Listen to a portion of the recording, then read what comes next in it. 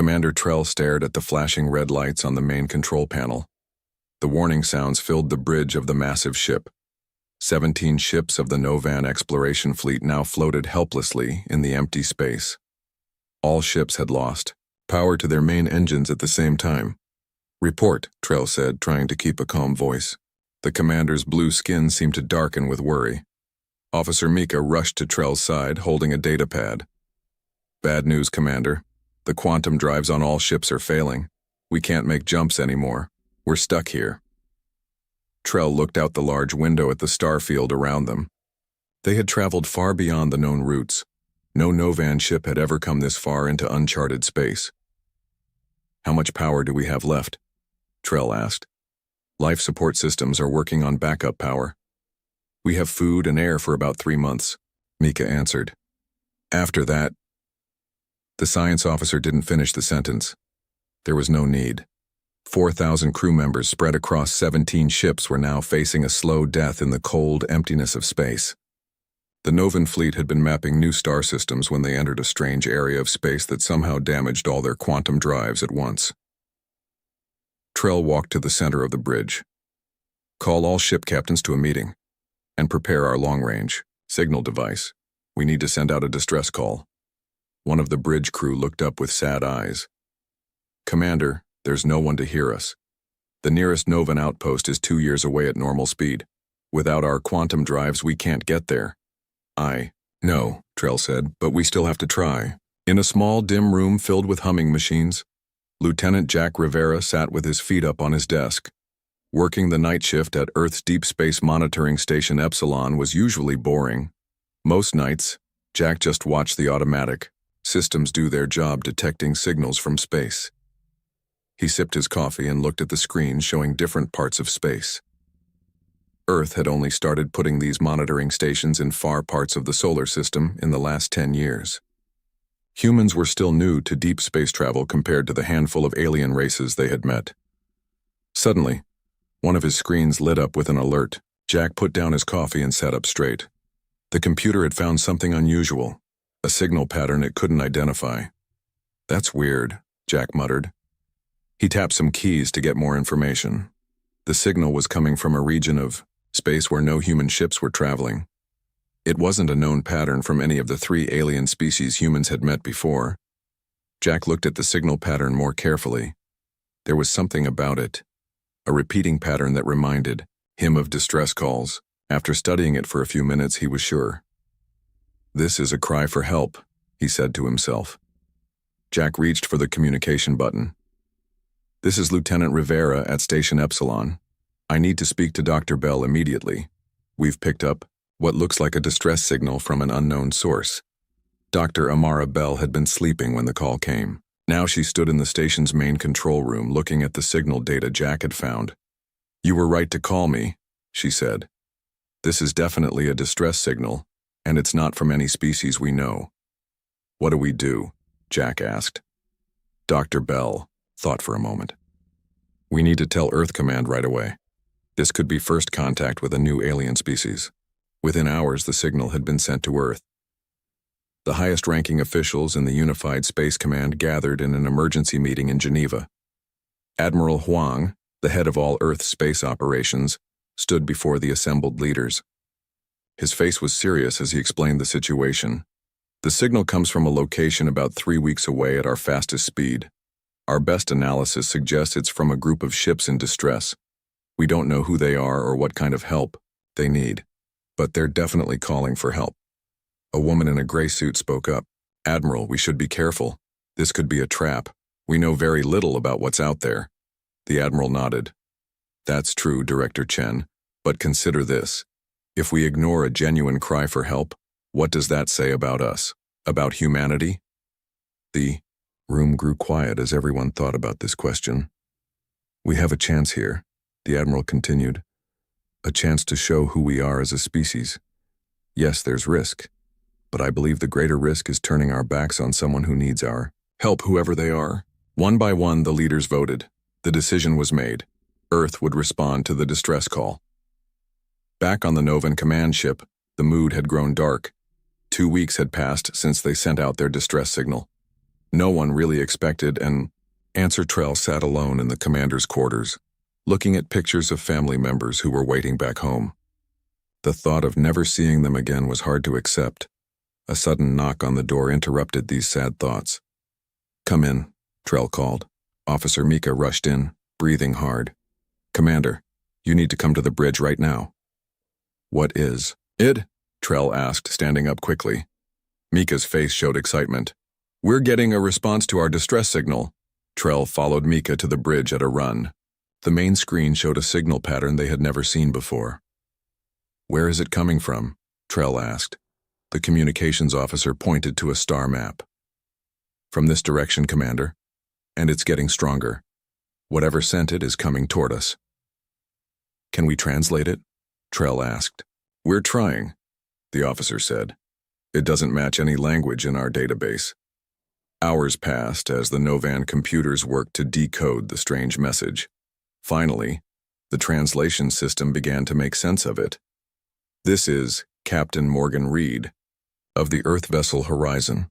We have received your distress signal and are coming to offer assistance. Please respond if you can hear this message." The bridge crew looked at each other in shock. "Earth? What is Earth?" one of them asked. Trell moved closer to the screen. "It seems we're about to find out." On the bridge of the Horizon, Captain Morgan Reed waited anxiously for a response. Behind her ship, 5 more human vessels followed. They carried engineers, scientists, medical staff, and supplies, everything they could think of to help an unknown species in trouble. "Do you think they understood us?" asked her first officer, Alex. "I hope so," Morgan said. "We've been broadcasting, in every format we could think of." The communications officer suddenly sat up straight. "Captain, we're getting a response." The bridge crew fell silent as a strange voice came through the speakers. The words were oddly accented but understandable. "This is Commander Trell of the Novan Exploration Fleet. We are 17 vessels with 4,000 crew members. Our quantum drives have failed and we are stranded. We did not expect anyone to hear our call." Captain Reed smiled and pressed the response button. "Well, Commander Trell, today is your lucky day. Humanity is here to help." As the Horizon moved closer to the massive alien ships ahead, neither the humans nor the Novans knew they were about to start a friendship that would change the future of both their worlds forever. Captain Morgan Reed stood on the bridge of the Horizon, watching the massive alien ships through the main view screen. The Novan vessels were huge compared to the human ships, each one at least 3 times larger than the Horizon. Their hulls were smooth and silver, with strange blue lights running along their sides. "They're beautiful," whispered Alex, the first officer. Morgan nodded. "And in trouble. Let's prepare the shuttle for meeting. We need to follow first contact protocols." After talking with Commander Trell through simple messages, both sides had agreed to meet in the space between their fleets. The humans would send a small team on a shuttle, and the Novans would do the same. "Who's going?" Alex asked. "Me," Morgan said firmly. "And Alan Park from the first contact team. He's our best language specialist, and Dr. Lewis for medical assessment." Alex looked worried. "Captain, maybe you should stay on the ship. We don't know if—" Morgan cut him off with a raised hand. "This is too important. Our mission is peaceful, and I need to show them that by being there myself." An hour later, Morgan sat in the small shuttle as it moved away from the Horizon. Through the window, she could see another shuttle leaving one of the Novan ships. Both small vessels moved slowly toward a point in empty space between the fleets. Alan Park sat beside her, looking excited. "This is history, Captain. The first meeting with a completely new alien species." Dr. Lewis was checking medical equipment. "I hope our biology isn't too different. It would be good to understand their basic needs." The shuttle reached the meeting point and stopped. The Novan shuttle was getting closer. Now they could see it clearly. It was shaped differently from human shuttles, more like a smooth water drop. "Nervous?" Alan asked. Morgan took a deep breath. "A little, but mostly curious." The Novan shuttle stopped about 30 meters away. For a moment, nothing happened. Then a door opened on the side of the alien vessel. The humans watched as three figures in strange suits floated out and used small jets on their backs to move toward the human shuttle. "They're coming to us," Dr. Lewis said. "That's a good sign." Morgan stood up. "Let's meet them properly." She moved to the airlock and pressed the button to open the outer door. Commander Trell looked at the human ship through the shuttle window. It was smaller than expected, but Trell could see it was well built. These humans might not have the advanced technology of the Novans, but they clearly knew how to build good ships. "Are you sure about this?" asked Mika, who had insisted on coming along. "We need their help," Trell answered simply. And they came a long way to offer it. The third member of their team, Medical Officer Wren, was checking the translation devices they would use. "The language program has been updated with what we've learned from their messages. It should work better now." When their shuttle stopped near the human vessel, Trell made a decision. "We'll go to them. It shows trust." The three Novans put on their spacesuits and moved through the vacuum toward the human shuttle. As they got closer, Trell could see figures watching from the windows. Then a door opened in the side of the shuttle. A human in a white spacesuit floated in the doorway and raised a hand in what seemed like a greeting. Trell copied the gesture. Morgan watched as the three aliens moved gracefully toward the shuttle. Their spacesuits were unlike human ones, thinner and more flexible. Through the clear helmets she could see their faces. They looked almost human, but with key differences. Their skin seemed to glow slightly blue and their eyes were larger with no visible whites. When the lead alien raised a hand in response to her greeting, Morgan felt a wave of relief. Some gestures, it seemed, might be universal. She spoke into her helmet mic. "Welcome. Please come inside. We have a small room where we can talk." The translation system in her helmet converted her words and sent them to the alien suits. There was a pause. Then the lead alien nodded and moved forward. Once, all three aliens were inside and the airlock was closed. They removed their helmets. Morgan did the same, along with Alan and Dr. Lewis. Up close, the differences were more noticeable. The alien's skin had a slight shimmer to it, changing color slightly as they moved. They had no hair, and their ears were smaller than human ones. But they had 2 eyes, a nose, and a mouth, much like humans. "I am Captain Morgan Reed of the Earthship Horizon," Morgan said, touching her chest. The translation device on the table between them hummed, then spoke in a flat voice. The lead alien stepped forward. "I am Commander Trell of the Novan Exploration Fleet."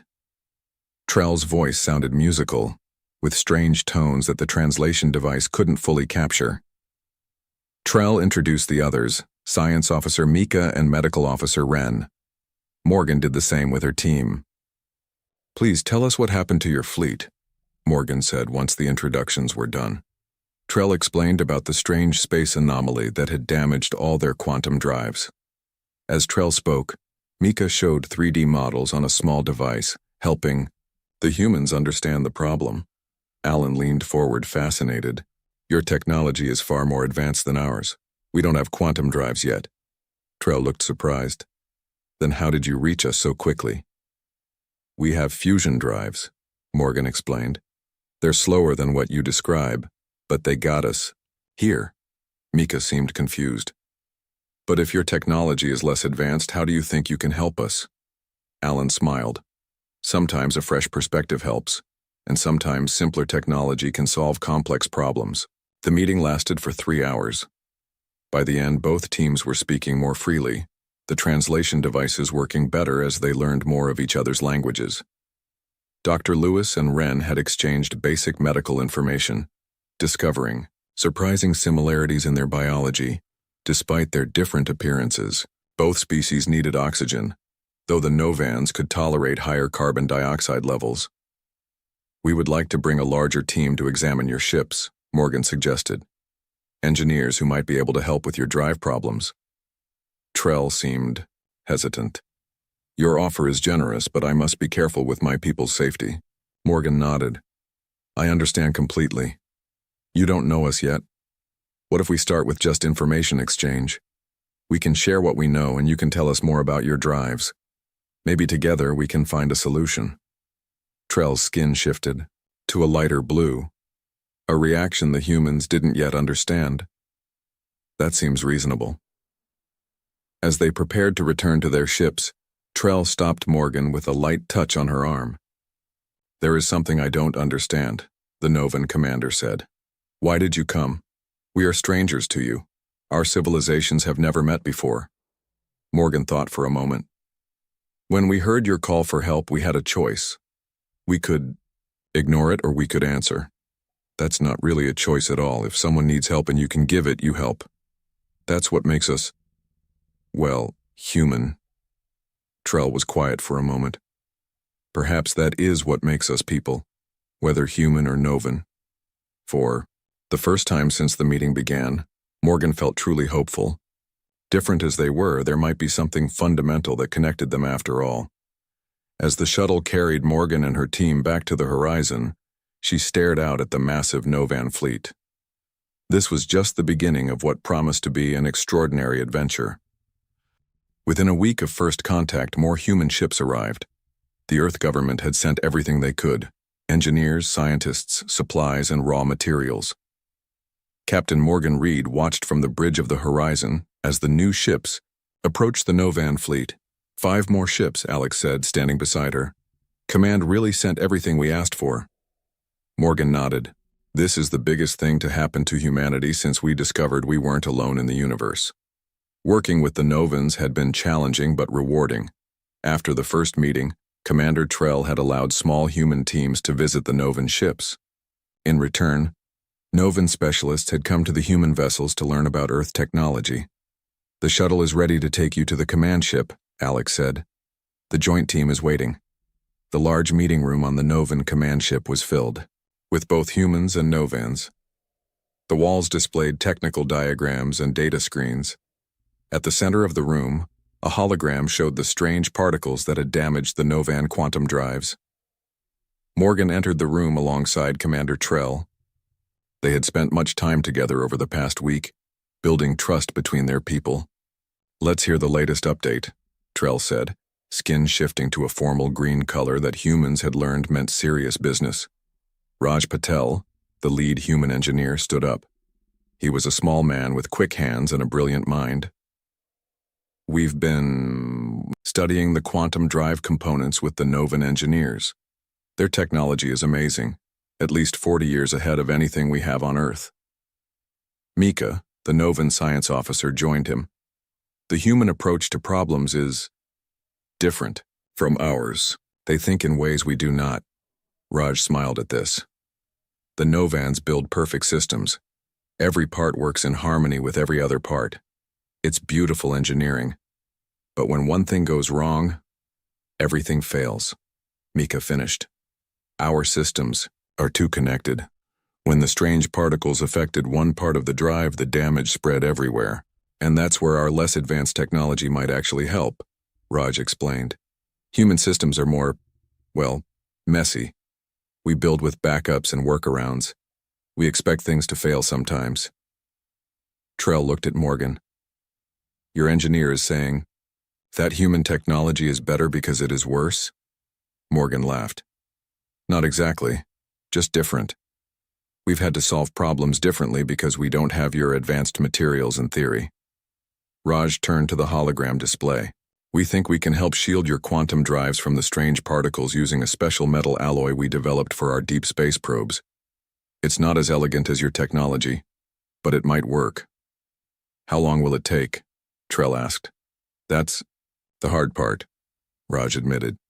"We need to rebuild key components of all 17 ships, with both our teams working together, maybe 2 months."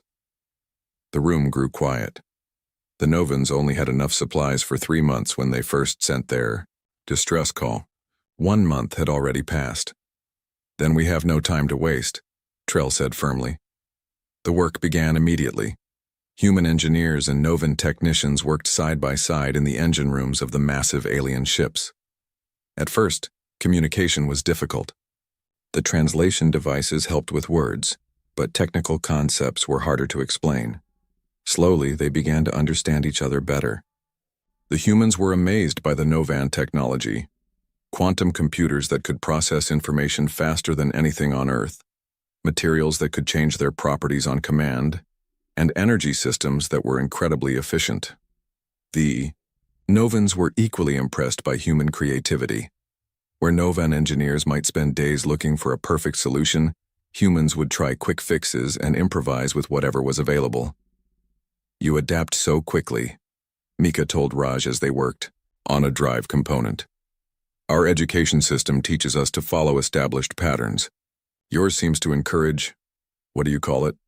Thinking outside the box," Raj said with a smile.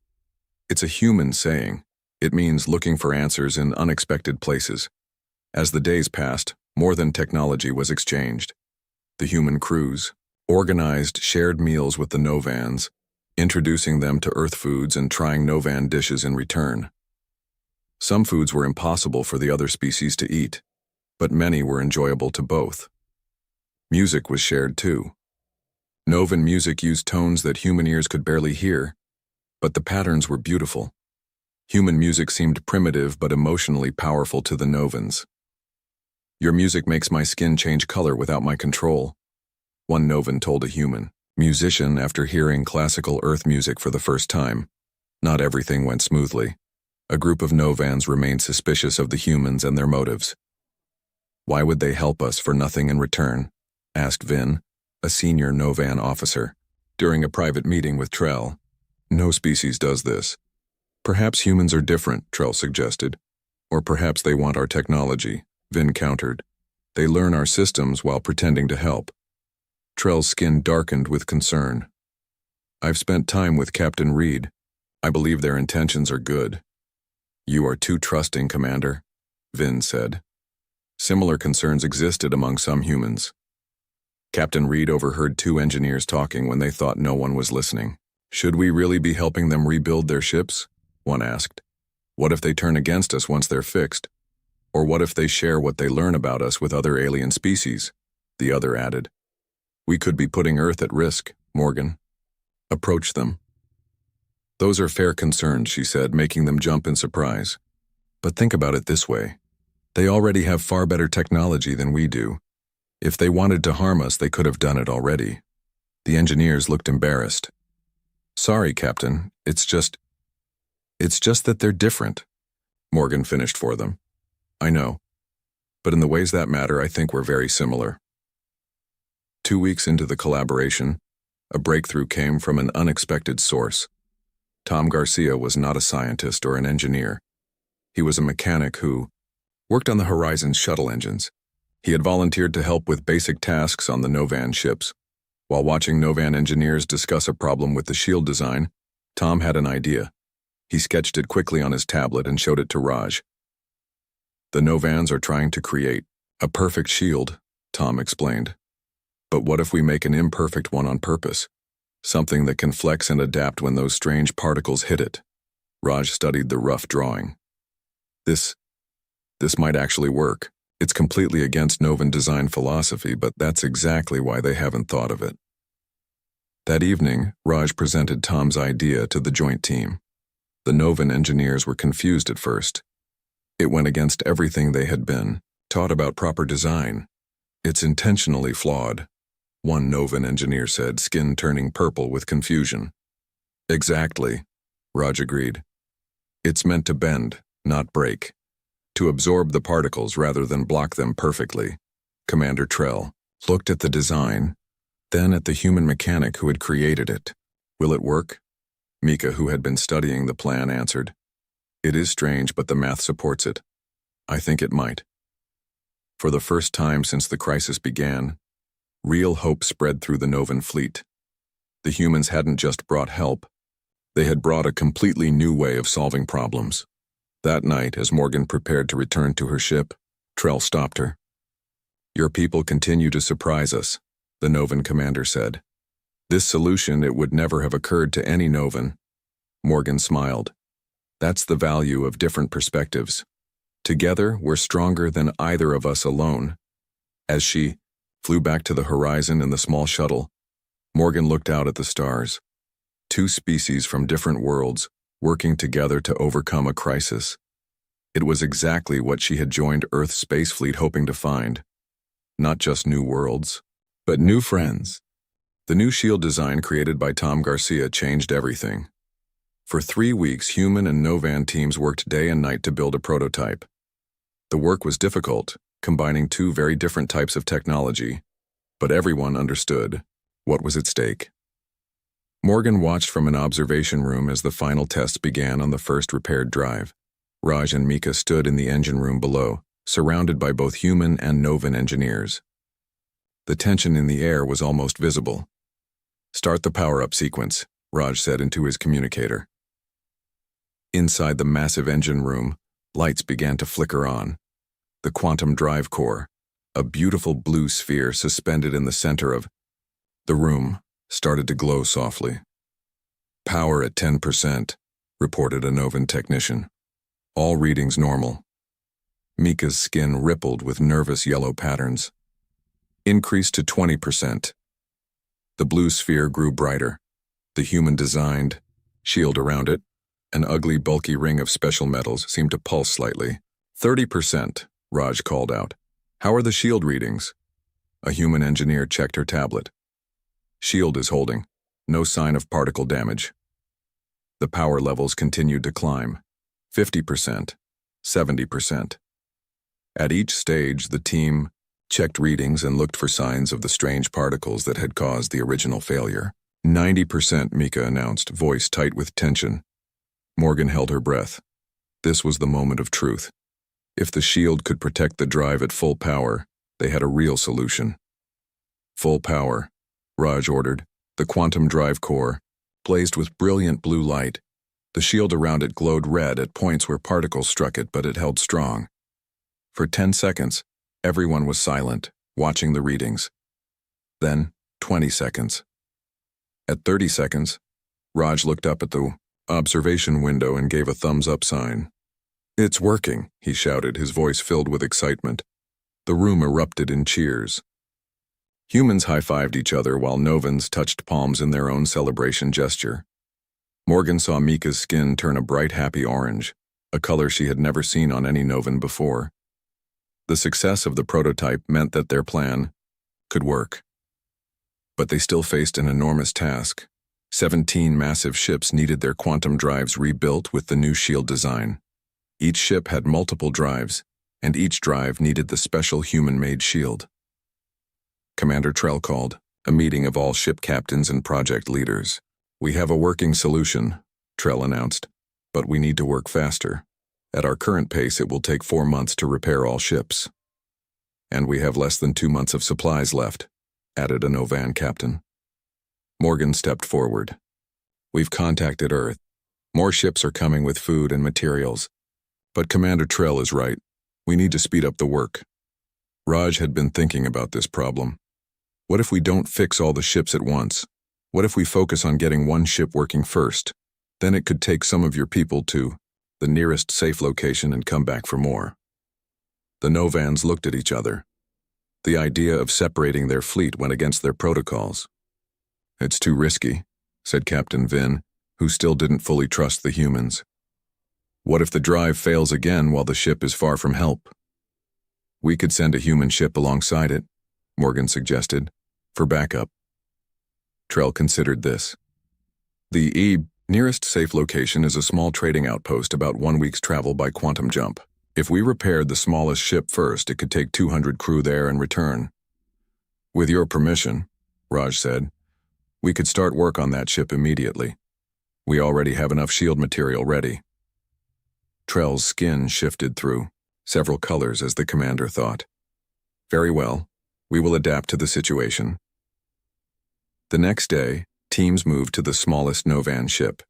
The human engineers had gotten better at working with Novan technology, and the Novan technicians had learned to accept the strange human approaches. Tom Garcia, whose idea had made everything possible, worked alongside Vex, a young Novan engineer who had been the quickest to embrace human methods. "This connection here," Tom explained, showing a joint where human metal met Novan technology. "It doesn't have to be perfect. It just needs to be strong enough to flex when those particles hit it." Vex nodded, understanding now. "Like a tree. branch in the wind, not like a stone wall that can break. Exactly. Tom smiled. You're getting it. Vex's skin turned a thoughtful blue. On my world, we are taught that perfection is the highest goal. But watching you humans work, I wonder if adapting is more important than being perfect. Tom shrugged as he tightened a bolt. Where I grew up, we had a saying. Perfect is the enemy of good enough. Sometimes trying to make something perfect stops you from making something that works. Meanwhile, Morgan and Trell had another challenge. Food supplies were running low on the Novan ships. The humans had brought as much as they could, but not all of it was safe for Novans to eat.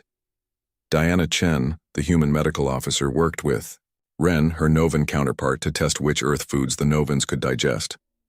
This fruit should be safe, Diana said, showing a container of apples. It has similar sugars to your food. Ren used a small device to scan the apple. The skin might cause mild digestive discomfort, but the inside appears compatible. They found that many basic Earth foods, rice, certain vegetables, and some fruits, could help extend the Novan supplies. It wasn't ideal, but it would buy them more time. 2 weeks of intense work went by. The small Novan ship's drives were nearly ready. The human Novan teams had worked around the clock, with engineers often sleeping near their workstations. Final power test today, Raj told Morgan as they ate a quick breakfast. His eyes were red from lack of sleep. If all goes well, the ship can make its first jump tomorrow. Morgan put a hand on his shoulder. You've done amazing work, Raj. All of you have. Later that day, the entire command team gathered on the bridge of the small Novan ship.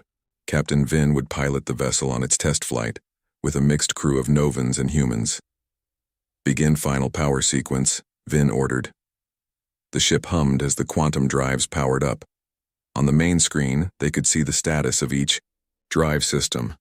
One by one, they turned green. All drives at full power, reported a Novan officer. Shield systems holding. Vin looked at Trell, who nodded approval. Take us out slowly. For the first time in nearly 2 months, a Novan ship moved under its own power. It glided away from the rest of the fleet, its engines glowing blue against the darkness of space.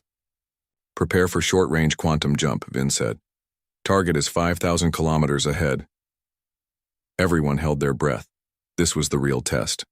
The ship had to do more than power up. It had to actually jump through space. Jump in 3, 2, 1. Vin pressed the control. The ship shimmered for a moment, then vanished. On the command ship's screen, it reappeared instantly at the target location. After a moment of stunned silence, cheers erupted across the fleet. Humans and Novans celebrated together, the barriers between their species seeming to fade away in that moment of triumph. The small ship returned at normal speed, moving back to its place in the fleet formation. When Captain Vin returned to the command ship, even the usually serious officer was smiling. The jump was perfect, Vin reported. Smoother than before, actually. The human shield seems to stabilize the quantum field. Commander Trell looked at Morgan. It seems our impossible problem had a solution after all. We just needed, outside-the-box thinking. Morgan smiled. Tomorrow, the ship can make its first long jump to the trading outpost. We'll have a human vessel follow, at fusion speed as backup. Trell's skin turned a warm purple color. Captain Reed, Morgan, I don't know if my people can ever repay yours for what you've done. Morgan shook her head. That's not how friendship works, Commander. You don't keep score. 3 months after the humans first arrived, the work was nearly complete. 12 of the 17 Novan ships now had working quantum drives with the special human shields. The smaller ships had been fixed first, making trips to the nearby trading outpost to bring back supplies and spread the word that the Novan fleet was safe. The morning of the final repair on the command ship, Morgan stood with Trell on the observation deck. Through the large window, they could see the stars and the human fleet nearby. When we leave here, Trell said quietly, everything will change. For both our peoples. Morgan nodded. I think it already has. The journey had not been easy. There, had been technical problems, food shortages, and cultural misunderstandings. But they had overcome each challenge together. Now, as the work neared its end, both humans and Novans were thinking about what would come next. "My government has sent a message," Morgan said. "They want to establish formal relations with your people. Trade, cultural exchange, scientific, cooperation, everything." Trell's skin rippled with thoughtful blue patterns. "Our High Council says the same." They were surprised by what happened here. Novans have met other species before, but never found such willing helpers. "What will you tell them about us?" Morgan asked. Trell turned to face her. "The truth. That humans are strange, unpredictable, sometimes messy, and the best allies we could hope for." Later that day, the final tests began on the command ship's quantum drives. This was the largest ship in the fleet and the most complex to repair. Raj and his team had worked for 2 weeks on the massive engine room. "Start power sequence," ordered Chief Engineer Lorne, the Novan in charge of the ship's engines. The enormous quantum core began to glow. Unlike the other ships, the command vessel had 5 cores, all of which needed to work together perfectly. "Power at 20%, reported a human technician. "Shield readings stable." Raj watched the readings carefully. They had modified the TAIS shield design for the larger cores, making it more flexible. The design had been a true collaboration, Novan precision with human adaptability. 50% power, Lorne called. "All systems nominal." Mika stood beside Raj, monitoring the data. "The particle levels are higher here than on the other ships," she observed. "The shield is working harder." "It can handle it," Raj said with confidence. That's what it was designed to do. The power level continued to rise. 80%. 90. As they approached full power, Lorne looked at Raj. "Your shield design has saved our fleet," the Novan engineer said. "Our people will not forget this." "It wasn't just my design," Raj corrected him. "It was Tom's idea and your team's expertise. We did it together." "Full power," announced a technician. The 5 quantum cores blazed with bright blue light. The shields around them glowed at points where the strange particles struck them, but they held firm. "All systems at full capacity," Mika reported, her skin turning bright orange with joy. "The command ship is ready." That evening, a celebration was held in the command ship's great hall.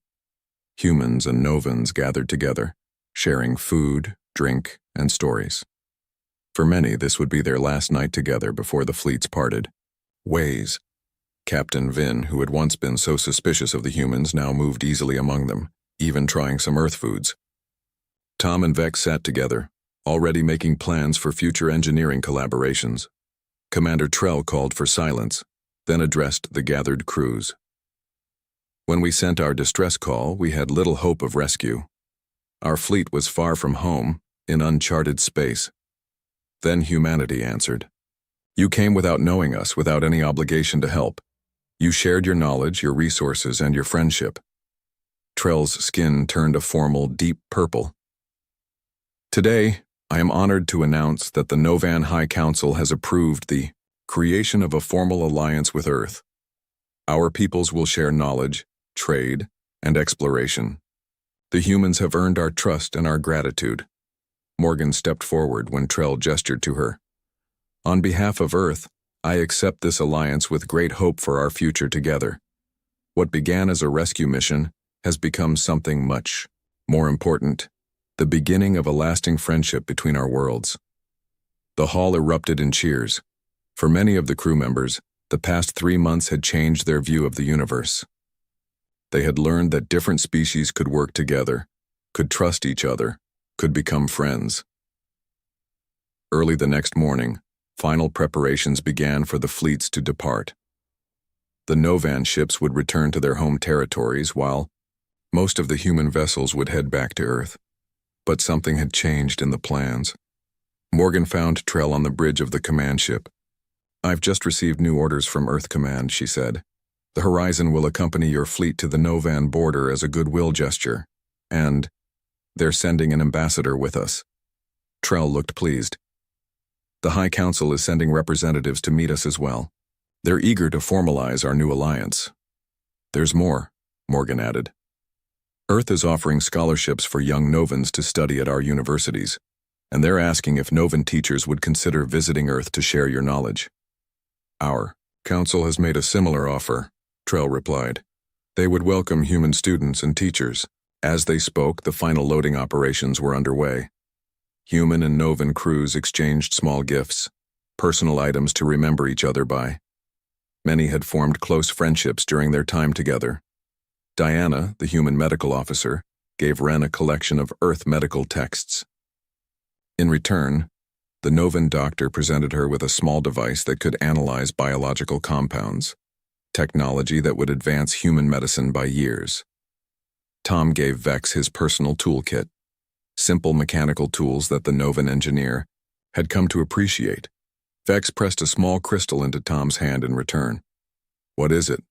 Tom asked, holding up the glowing blue crystal. A memory stone, Vex explained.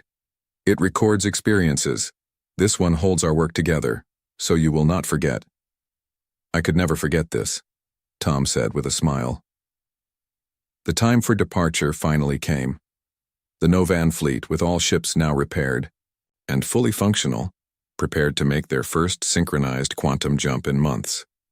The Horizon and 2 other human ships would travel with them, while the rest of the human fleet returned to Earth. On the bridge of the command ship, Trell and Morgan stood side by side. Through the view screen, they could see the stars that had once seemed like a prison to the stranded fleet. Now those same stars offered a path home and a promise of new journeys together. Ready for quantum jump, announced the Novan navigator. Trell looked at Morgan. Are your ships prepared? Morgan nodded. The Horizon is ready to follow you wherever you go. All ships report ready, Commander, said the communications officer. Trell took a moment to look around the bridge. Humans worked alongside Novans at several stations, the beginning of the exchange program that would continue for years to come. Begin jump sequence, Trell ordered. As the stars outside began to blur, Morgan thought about the journey they had made together. A distress call answered. Strangers becoming allies, allies becoming friends. What had started as a rescue had become much more, the beginning of a new chapter for both their peoples. No longer alone in the vastness of space, but moving forward, together into an uncertain but hopeful future. The ships vanished into quantum space, leaving behind only the memory of a fleet once stranded, and the humanity that had come to help. The bridge of the human vessel Defiance was quiet, except for the soft beeping of damaged systems. Captain Jack stood by the main viewport, his eyes fixed on the stars beyond. Less than 24 hours ago, those same stars had been filled with enemy ships now. An uneasy calm had settled across this sector of space. Damage report, Jack called out, turning to face his crew. Officer Rex looked up from his station, dark circles under his eyes showing his exhaustion. Hull integrity at 68%, weapon systems at 45% capacity, main engines working but not at full power, life support stable. Jack nodded. It could have been worse. Much worse. When the Defiance had unexpectedly dropped out of hyperspace in the middle of what turned out to be Galactic Council territory, no one had expected a warm welcome. But no one had expected immediate attack either. Any sign of them returning? Jack asked. Nothing on long-range scanners, said Tina, the ship's sensor specialist. They seem to have pulled back to regroup. Jack walked to the center command chair and sat down heavily. His mind replayed the battle that had erupted when the alien fleet opened fire without warning or attempt at communication. The Defiance, though only one ship, had managed to hold its own. Earth's military technology, developed in isolation, had proven surprisingly effective against the Council's standardized weapons. They'll be back, he said quietly. And next time, they'll bring more ships. Across the galaxy, in the Grand Chamber of the Galactic Council, chaos reigned. Representatives of 12 major alien species argued loudly, their voices echoing off the high ceiling. Admiral Krell, a tall green-skinned being from the verdant species, slammed his fist on the central table. His 4 eyes narrowed in anger as the room gradually fell silent. One ship, he shouted. One single human ship damaged 4 of our patrol vessels and killed 23 crew members. This cannot stand. Counselor Pell, an older member of the bird-like avi species, raised a feathered hand. We attacked them first, Admiral. Perhaps they were simply defending themselves. They were in restricted space, Krell shot back. The quarantine of their sector has stood for 5,000 years. There are reasons their kind was isolated. From the shadows of the chamber, Intelligence Officer Tora watched the debate with interest. Unlike the others, she had spent the night searching the Council's oldest records. What she found disturbed her. Mentions of humans were surprisingly scarce for a species dangerous enough to warrant complete isolation from the galactic community. One ancient file, heavily encrypted, had caught her attention. It suggested the quarantine had been established not because humans were dangerous, but because they asked too many questions. Questions about the Council's authority. Questions about freedom. Tora slipped away from the chamber. She needed to dig deeper before sharing her findings. Back on the Defiance, the crew gathered in the meeting room. Maps and tactical displays covered the walls, showing their position relative to known space. We have 3 options, Jack said, addressing the 25 humans who represented Earth's first deep space mission. First, we try to run. The jump drive needs at least 48 hours to recharge, but we might find a place to hide until then. Engineer Sam shook his head. With the damage we took, they'd track our emissions easily. Second option, Jack continued, we attempt communication. Try to explain that we meant no harm by entering their territory. Medical Officer Anna frowned. They fired without sending a single message. They may not be interested in talking. The third option, Jack said, his voice lower, is to prepare for another fight. The room fell silent. They were explorers who had been forced to become warriors. Each person there knew that the Defiance, remarkable as it was, couldn't stand against an entire galactic force.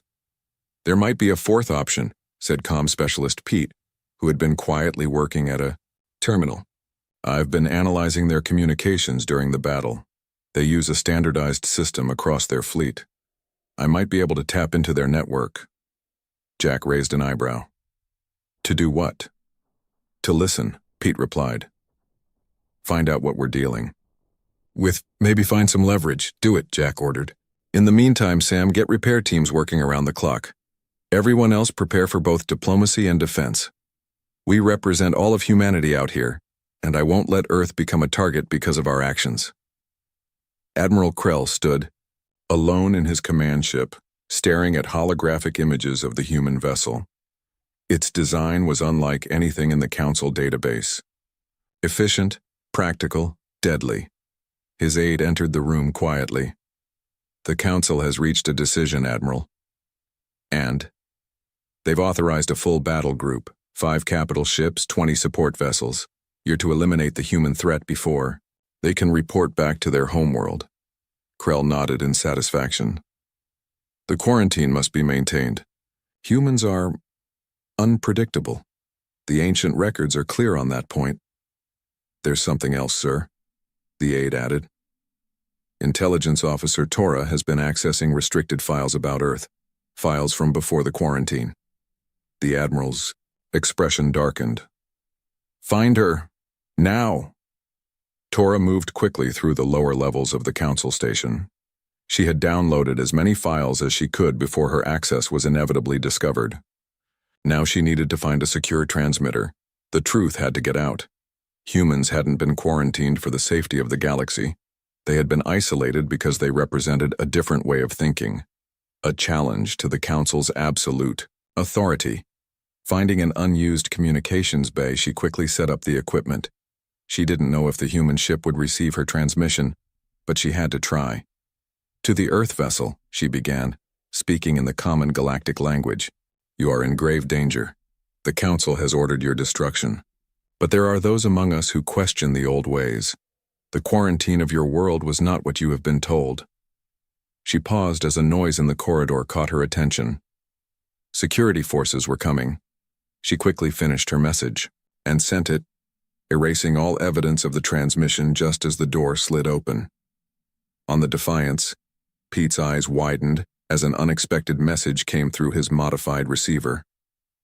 "Captain," he called over the ship's comm. "You need to see this now." Jack arrived moments later, joined by several other officers. They watched in silence as Tora's message played. According to these old records, the alien woman's voice continued, "Humans were once part of the galactic community. Your adaptability, your creativity, your questioning nature, these were seen as threats by those in power. The Council didn't fear your violence.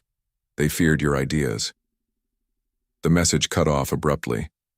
"Can we track where this came from?" Jack asked. Pete nodded. "A station about 2 light-years from here." Jack looked around at his crew, their faces showing a mix of confusion and determination. "It seems," he said slowly, "that we didn't start this war after all. We just reminded them of one they thought they'd finished long ago." He straightened his uniform. "Change of plans. Set course for that station. If there are allies out there, we need to find them before Krell's forces find us." The Defiance turned silently in space, heading toward an uncertain rendezvous and a conflict far bigger than one ship could handle alone. Humanity's return to the stars had begun with a battle, but perhaps it would continue with an alliance. The war for the galaxy's future was just beginning. The Defiance moved quietly through the asteroid field, its damaged hull blending with the rocky surroundings. Captain Jack stood on the bridge, watching as they approached the coordinates from the mysterious transmission. "Any signs of a trap?" he asked, not taking his eyes off the main screen. Tina shook her head. "Nothing on sensors, Captain. But this field messes with our readings. Could be hiding anything."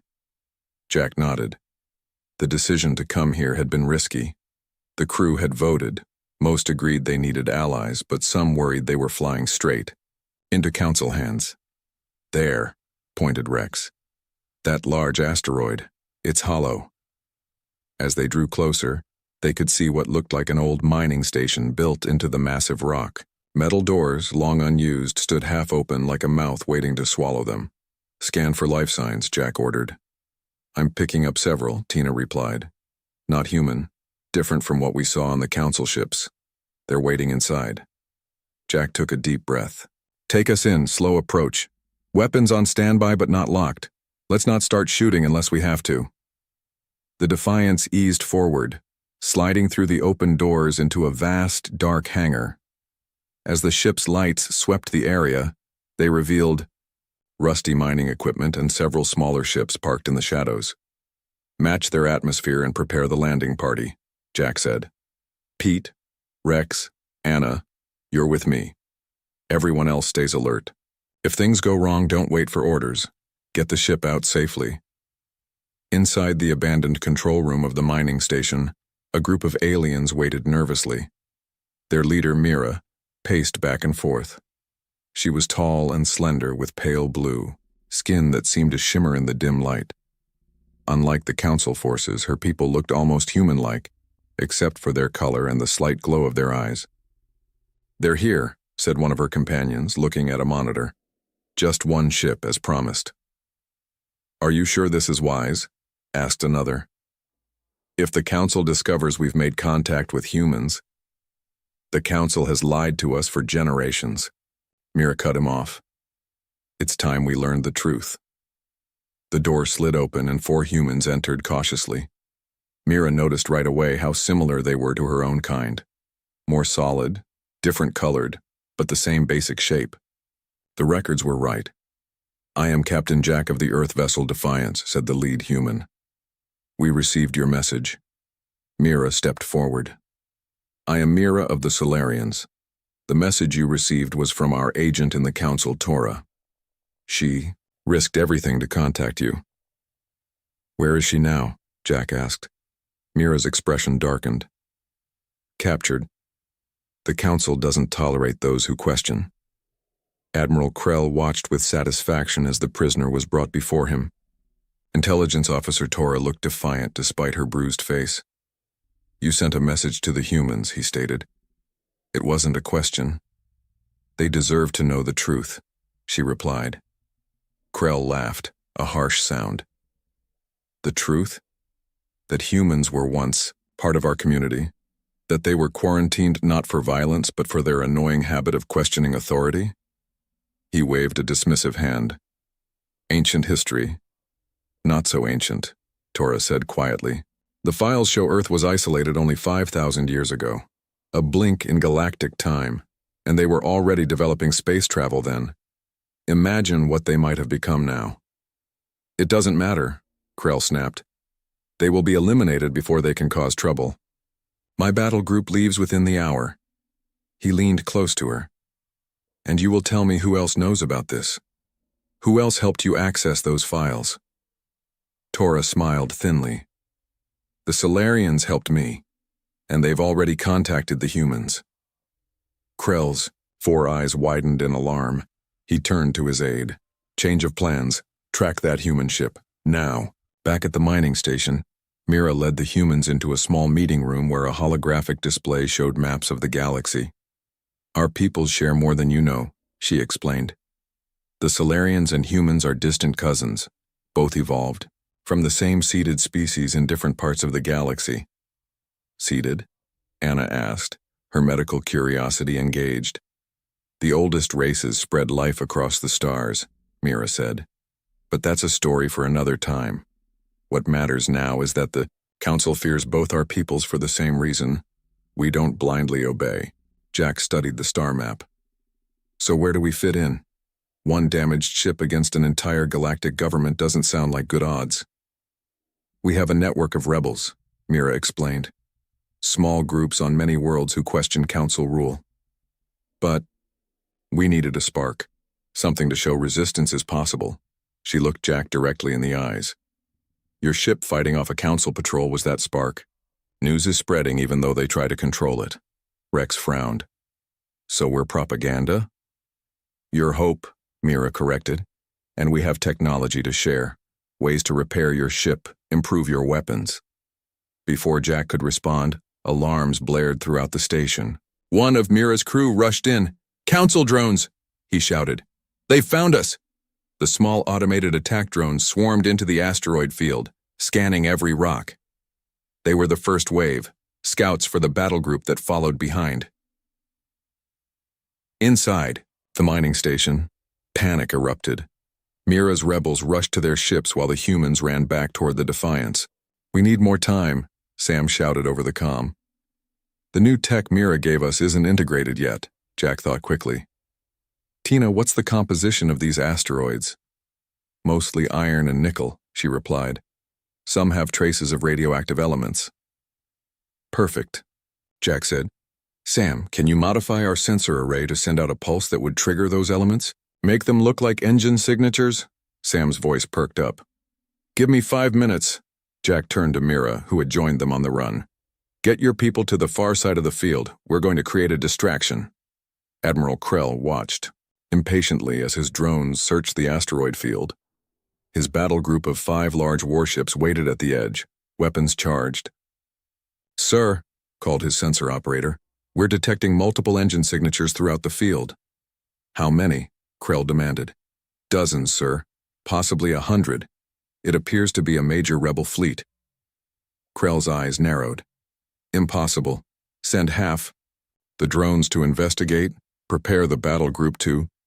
He never finished his sentence as a massive explosion ripped through the asteroid field. The humans had detonated charged particles in several asteroids, creating a chain reaction that destroyed most of the drones and disrupted the sensors of Krell's ships. In the confusion, the Defiance and 3 smaller Solarian vessels slipped away from the mining station, taking a hidden route through a dense dust cloud. On the bridge, Jack looked at Mira with new respect. Your people fought well. Mira nodded. As did yours. The Council won't expect humans to adapt so quickly to space combat. Where to now? Jack asked. Mira's eyes gleamed with excitement. There's an ancient station in the Forbidden Sector. The old records Tora found suggest it contains technology from before the Council took control. Technology that might help us. Fight back. Jack smiled. Then that's where we're going. Looks like one human ship just found some friends in this galaxy after all.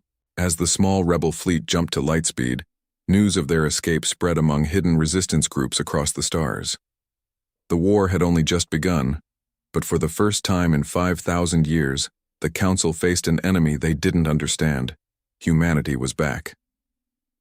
The small fleet of ships dropped out of hyperspace in a region of space that seemed darker than normal.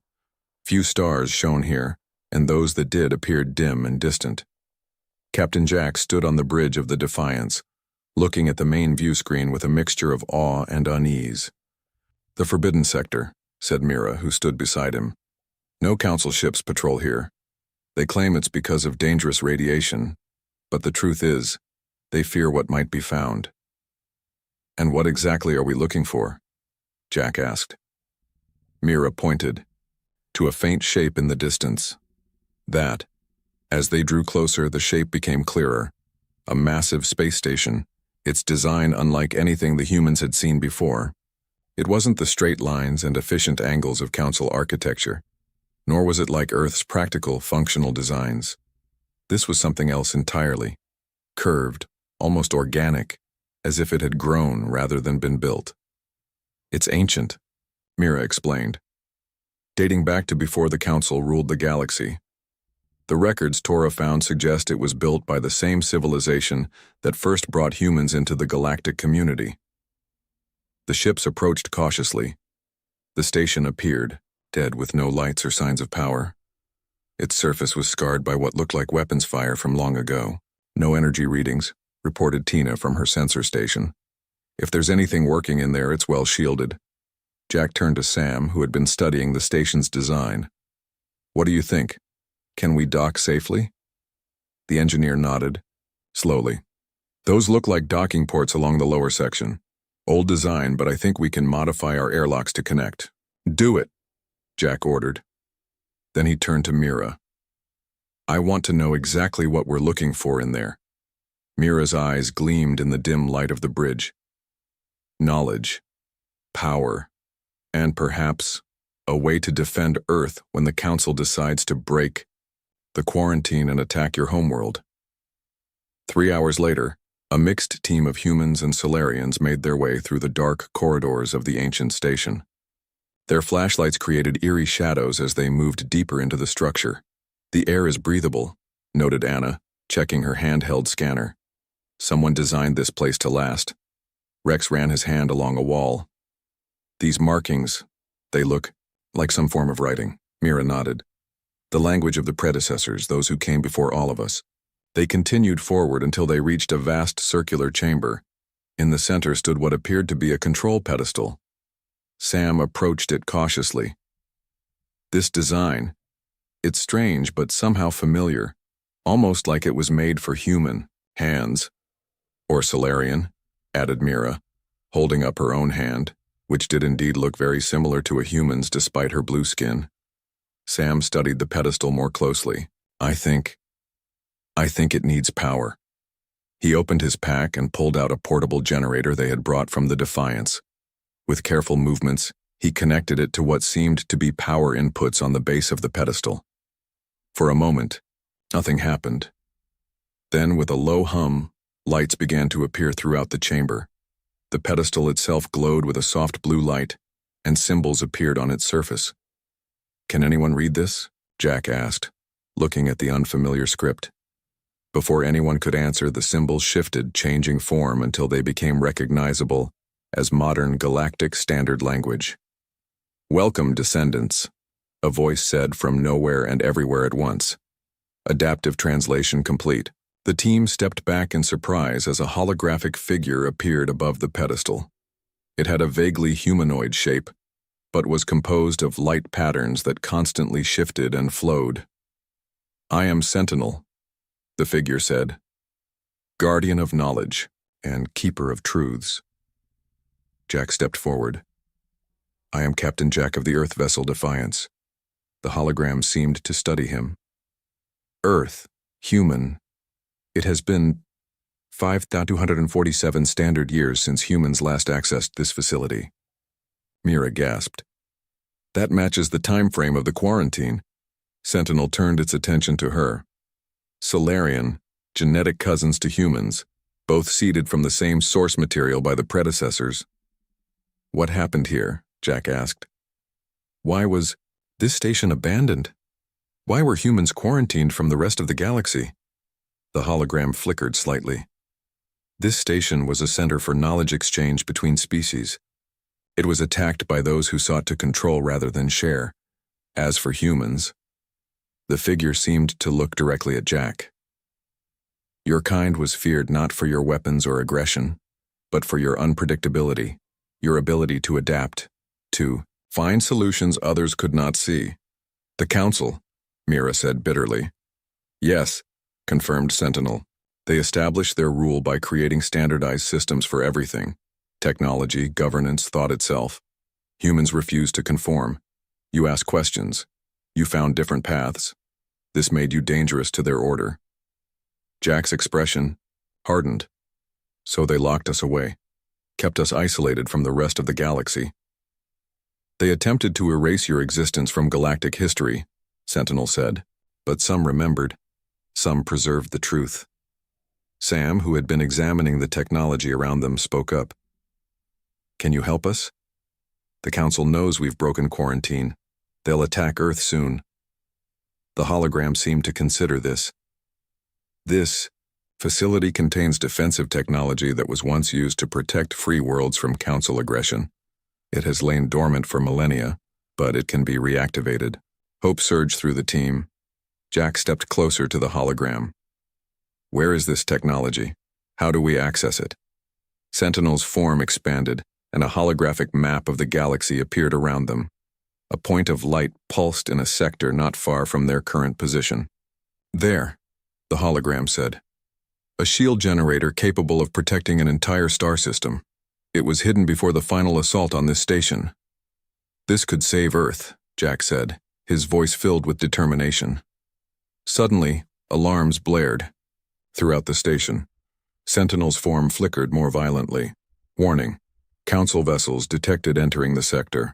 Their numbers are significant. Jack turned to the others. How did they find us? Rex checked his scanner. The power surge when we activated this place must have been detectable even through the radiation fields. Jack's mind raced. They were trapped in an ancient, mostly powerless station with multiple Council warships closing in. But they also had the location of a weapon that could save Earth. Sentinel, he said urgently, can you download your data to our systems? We need everything you know about the shield generator and human history in the galaxy.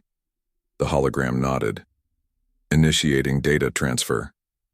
Sam quickly connected their portable systems to the pedestal. This will take a few minutes. Minutes we may not have, said Mira, who was receiving reports from the ships they had left docked outside. Admiral Krell himself is leading this attack. 5 capital ships and a full support fleet. Jack looked at the map still hovering in the air, showing the location of the shield generator. They had to reach it. Earth's survival depended on it. We need a plan, he said, his voice steady despite the danger. And I think I have one. It's risky, but if there's one thing the Council still doesn't understand about humans, it's how dangerous we can be when cornered. As the data transfer continued, Jack gathered the team to explain his idea.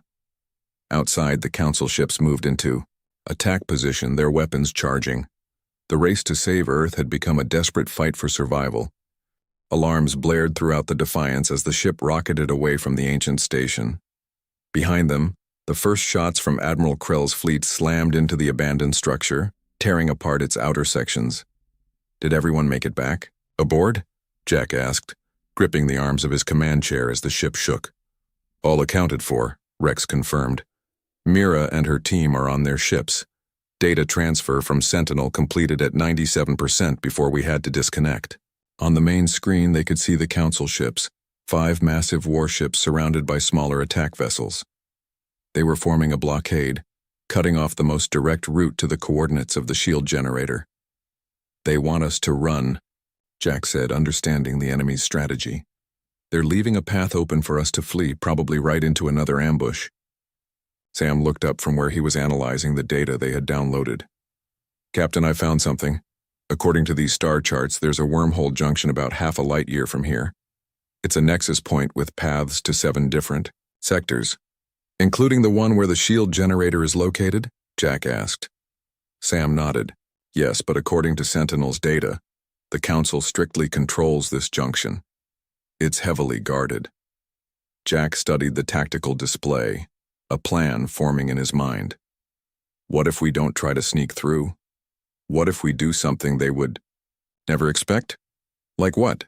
Tina asked. Like turn a wormhole into a weapon, Jack replied. Admiral Krell watched with narrowed eyes as the human ship and its Solarian allies changed course, heading away from his fleet, but not in the direction he had expected. They're moving toward the Nexus junction, his tactical officer reported. Should we pursue? No, Krell said, his four eyes blinking in sequence as he thought. They're heading into a trap. Commander Vex has 2 patrol groups stationed at the junction. Alert him that targets are incoming. His communications officer hesitated. Sir, Commander Vex reports the junction is experiencing unusual gravitational fluctuations. 3 of the wormhole paths have become unstable. Krell frowned. Natural phenomenon? Unknown, sir. It began shortly after the human ship left the ancient station. Something didn't feel right. Krell had studied what little the Council knew about humans. They were adaptable, unpredictable. Set course for the junction, he ordered. Maximum speed. The Nexus junction came into view. A spectacular sight where space itself seemed to twist and bend. 7 massive wormholes arranged in a circle, each leading to a different sector of the galaxy. Around them floated Council defense platforms and patrol ships. On the bridge of the Defiance, Jack turned to Sam. Are you ready? The engineer nodded, though sweat beaded on his forehead. It's untested technology, Captain. Based on the mining, techniques we use on Earth but scaled up significantly. What exactly are we doing? Asked Mira through the communication link from her ship. On Earth, we use controlled resonance waves to break apart rock formations when mining, Jack explained. Sam believes we can modify our shield emitters to create similar waves that will affect the gravitational stability of the wormholes. You want to collapse the wormholes? Mira asked, sounding shocked. Not collapse them, Sam corrected. Just disrupt them enough to create chaos. It's like throwing a stone into a pond. The ripples will affect everything nearby. Jack nodded. The Council ships have standardized shields calibrated for energy weapons and physical impacts. They won't be prepared for gravitational distortions. The plan was risky, but it was their only chance. They needed to break through to the shield generator coordinates, and this junction was the only way to get there quickly enough. Council, ships are hailing us, Rex reported. They're ordering us to power down and prepare to be boarded. Ignore them, Jack said. All ships move into position. Execute on my mark. The small fleet split up, each vessel taking position near a different wormhole entrance. The Council patrol ships began to move to intercept. Now, Jack ordered. The Defiance's modified shields activated, sending invisible waves of energy toward the nearest wormhole. The other Allied ships did the same. For a moment, nothing seemed to happen. Then space itself began to tremble. Commander Vex watched in horror as his sensor displays went crazy. The wormholes were fluctuating wildly, their entrances expanding and contracting like beating hearts. What are they doing? He demanded. Stop them. His ships opened fire, but the gravitational distortions were already affecting their targeting systems. Most shots went wide, and those that did hit seemed to have minimal effect. Then the first patrol ship was caught in a gravitational wave. It spun helplessly, crashing into a defense platform. Both exploded in a ball of fire. It's working, Sam shouted over the noise of straining engines. The junction is destabilizing. On the main screen, they could see the Council forces in disarray. Ships tumbled out of control as the gravity waves rippled through the area. 2 of the wormholes had grown to twice their normal size, while others had shrunk almost to nothing. Alcimine, ships head for the Sector 7 passage, Jack ordered. That was the wormhole that would take them closest to the shield generator's coordinates. The Defiance led the way, diving toward one of the larger wormholes. Behind them, new alarms sounded. Admiral Krell's fleet has arrived, Tina reported. They're launching fighters. Jack gripped his chair tighter. How long until we can enter the wormhole? 30 seconds, replied the pilot. But in its unstable state, I can't guarantee a safe passage. We don't need guarantees, Jack said firmly. We need courage.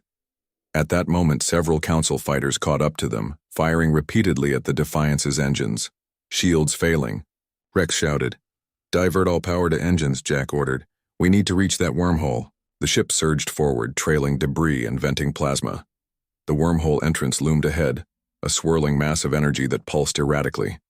10 seconds to entry, the pilot called out. A massive explosion rocked the ship as one of the enemy shots found its mark. The main lights failed, replaced by red emergency lighting. "We've lost the port engine," Sam reported from engineering. "We're drifting off course." Jack looked at the tactical display. Mira's ship was still intact, still on course for the wormhole, but the Defiance was falling behind, becoming an easy target for Krell's approaching fleet. "Mira," Jack called over. The comm. "You need to go through. Get to the shield generator. We'll hold them off as long as we can." "No," came Mira's response. "We go together, or not at all." Before Jack could argue, a small Solarian craft piloted by one of Mira's crew shot forward, placing itself between the Defiance and the attacking fighters. "This is Pilot Alex," came a calm voice. "I'll buy you time." They watched in awe as the small craft executed a series of impossible maneuvers, drawing enemy fire and creating a path for the damaged Defiance. "Get to your crash positions." Jack ordered his crew. "We're going through." With its remaining engine blazing at full power, the human ship lurched toward the wormhole entrance. Behind them, Alex's ship erupted in flames as it rammed a Council fighter, taking out 3 more in the resulting explosion. The last thing Jack saw before the swirling energies of the wormhole engulfed them was Admiral Krell's flagship opening fire, its massive weapons tearing through the space they had just occupied. Then everything became a blur of light and sound as the small fleet of rebels plunged into the unknown, leaving chaos in their wake. Emerging from the wormhole was like being born again. The Defiance tumbled through space, systems flickering as the crew fought to regain control. 3 Solarian ships followed behind, their hulls scorched but intact. "Damage report," Jack called, out wiping blood from a cut on his forehead. Rex checked his console. "Life support stable, weapons at 30%, Engine 2 completely gone, Engine 1 at 60% capacity. Communications damaged but working." "Where are we?" Jack asked. Tina studied her readings. "Exactly where we wanted to be. The shield generator coordinates are in this system, about half a light hour from our position." The crew let out a ragged cheer.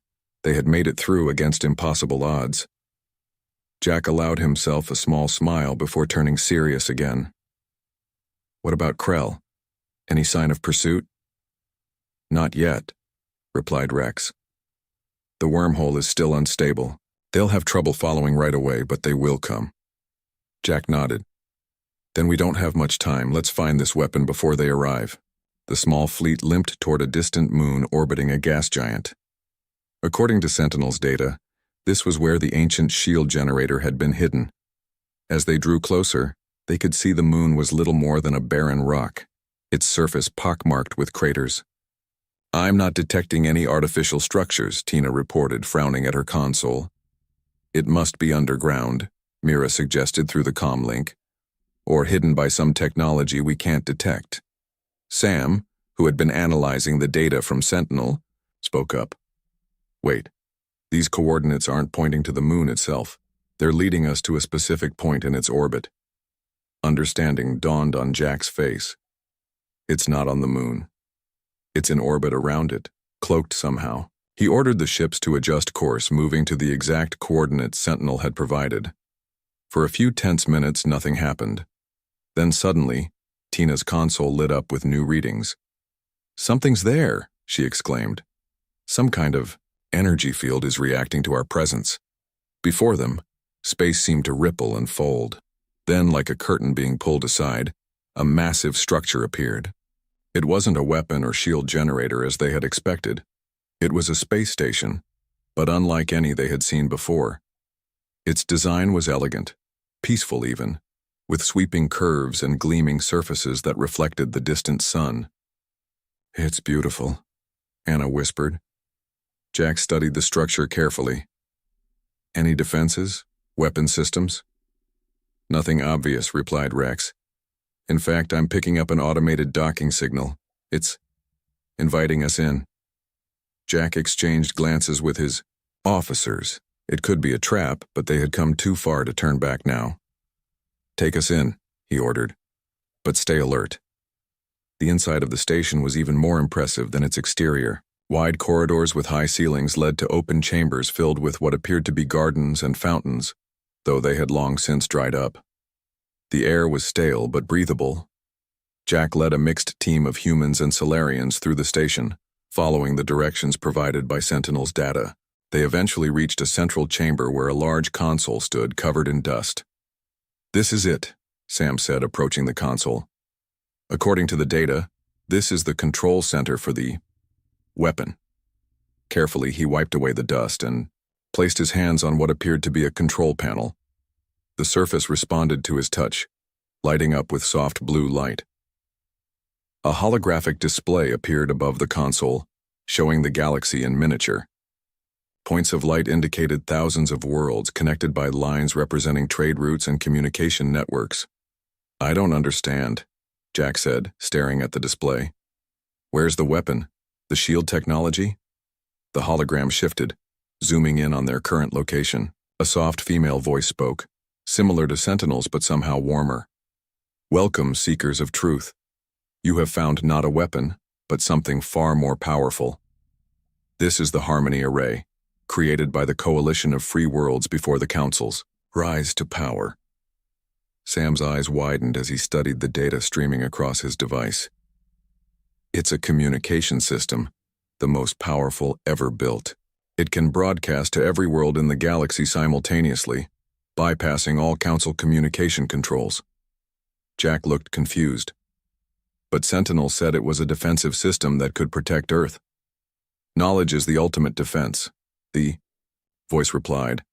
"The Council's power comes from control of information. They isolate worlds like Earth to prevent ideas from spreading. This array was built to ensure truth could never be silenced." Mira stepped forward, her eyes shining. "That's why they feared humans. Not because you were violent, but because you shared ideas freely. Because you questioned everything. And that's why they quarantined Earth," Jack said slowly, understanding dawning. "They didn't want our questions spreading to other worlds." Sam was already working at the console. "There's more here. Historical records, data about every world in the galaxy, including Earth. The true history of the Council's rise to power." "Can we use it?" Jack asked. "Can we actually broadcast to the entire galaxy?" Sam nodded. "The system is operational. It just needs to be activated." A new alarm sounded from their communication devices. "Captain," came Tina's voice from the Defiance. "Council ships have emerged from the wormhole. They've found us. Admiral Krell's fleet is on approach. Weapons. Hot." Jack looked at the holographic display, at the countless worlds that had lived under Council rule for millennia. Worlds that had forgotten there was another way to live. "How long until they reach us?" he asked. 20 minutes at most," Tina replied. Jack turned to his team. "Then we have 20 minutes to change the galaxy. Sam, get this array online. Mira, gather every piece of evidence about Earth's quarantine and the Council's lies. We're going to tell everyone the truth." Admiral Krell stood on the bridge of his flagship, watching as they approached the now visible ancient station. "Target their engines and communication systems," he ordered. "I want that human ship disabled, not destroyed. They must not be allowed to reach Earth with what they've learned." His tactical officer hesitated.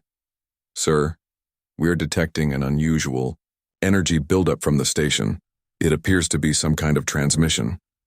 Krell's four eyes widened in alarm. "Jam it, now. We can't," the officer replied, panic in his voice. "It's using frequencies and methods we've never seen before. It's bypassing all our communication blocks." On the station, Jack stood before a simple recording device. Behind him, Sam worked furiously to keep the broadcast running while Council jamming attempts bounced harmlessly off the ancient technology. "People of the galaxy," Jack began, his voice calm and clear. "My name is Captain Jack of the Earthship Defiance. You may have heard that a human vessel attacked Council forces without provocation. That is a lie. He gestured to the historical records displayed beside him. The truth is that humans were once part of the galactic community. We were quarantined 5,000 years ago, not because we were dangerous, but because we asked questions the Council didn't want answered. As he spoke, the broadcast reached world after world. On thousands of planets, normal Council transmissions were interrupted. In homes, workplaces, and public squares, beings of all species watched and listened as a human told them about freedom. They had forgotten. The Council doesn't protect you, Jack continued. It controls you. It standardizes your technology, your governance, even your thoughts. It isolates any species that dares to be different. He held up the data crystal containing Sentinel's historical records. We have proof. Earth was not the first world to be quarantined, and unless something changes, it won't be the last. Outside, Krell's ships had arrived, surrounding the station. Their weapons powered up, ready to fire. We may not survive the next few minutes, Jack said, his voice unwavering. But our message will. The truth cannot be quarantined. Freedom of thought cannot be standardized. The Council's time is ending. On countless worlds, something long dormant began to stir. Questions were asked, records were examined. Old tales of a time before the Council suddenly seemed less like legends and more like history. As the first shots from Krell's fleet struck the station, Jack looked at his crew and their Solarian allies. Despite the danger, he saw no fear in their eyes, only determination. We did it, Mira said softly. The revolution has begun. Jack nodded. And whatever happens next, Earth will not stand alone. The station shook as more weapons fire hit it, but the broadcast continued, spreading across the stars like a wildfire of truth. On some worlds, beings were already taking to the streets. On others, leaders were questioning orders from the Council, for the first time in memory. The war that had started with one human ship was no longer just about survival. It had become something much greater, a fight for the freedom of an entire galaxy. And somewhere in the darkness of space, a small fleet was already plotting a course to Earth, carrying allies and hope for the battles yet to come.